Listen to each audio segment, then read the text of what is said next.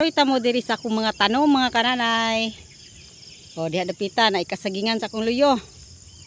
Diri pod sa akong luyo gihapon mo na among kamanihan nga nag-edad na og 2 ka bulan og tunga.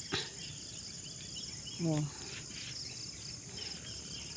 Pero murag sa among paminaw gidahon-dahon dayon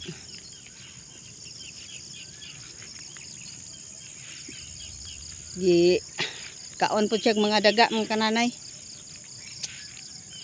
May na lang makabawi ta na sa kapital tong seeds ug sa abono. Naapo day may gibulad-bulad nga mais para pala galing wa pa na mahuman og kauga kay walay init. Gahapon pa pud mi ana nagsugod og lubo. Lagi nangaluto among kamot. Sakit. Diri po dapit sa ubos mga kananay mo ni among okrahan o kapayas. Mo ni atong gikuhaan og source of income ang okra para pangbugas. Kapalitag 10 kilo. O kinakain na. Kay ang okra every 3 days harvest pero full ang merkado, daghan kayo puno sila.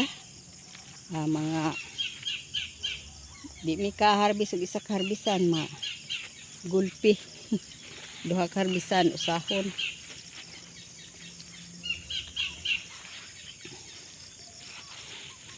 Nya daghan daing fruit fly ning atong mga okra mga kananay. Gapalit ni ani og tambal para sa fruit fly. Gastuso yun mga kananay no basta mananom ta. Dili gyud pwede og dili ta mo gasto. Ingon nga kabawi lang ta sa puhunan then makasapar-sapar sa atong inadlaw-adlaw nga panginahanglan.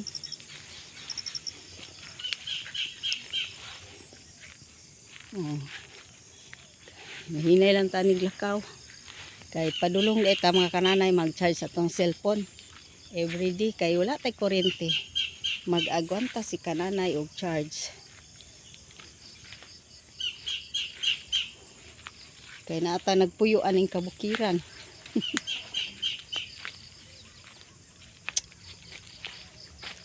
Diri napuntay saging nga latundan. Puy lubi nga sa kapunuan. Pero dili ni atong yuta atong gitamnan mga kananay. Tanom lang ta ani bisag dili atong yuta. Naghatag-ratag bahin sa kuan ani, pagiya sa yuta.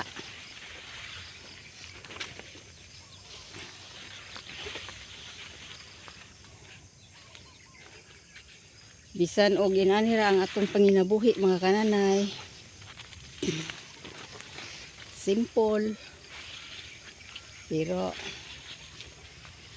ang importante diha nga makontento. Bisag pobre. Data mangandoy anang mga maato ang tibuok kalibutan. Nya ang kalag nato nangawala na. Para nang kanta ba nga naisip mo ba kung ang kalag mo mawala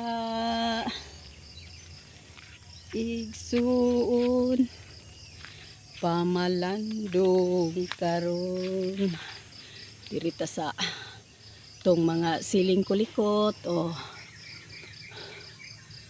dayon dito sa unahan apoy alugbatihan nga gamay. Nalinan ako 3 ka kilo, may na lang pang asin.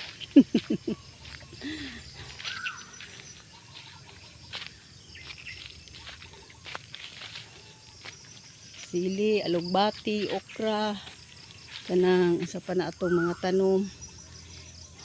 Penat. Bye bye for now mga kananay. Thank you for watching.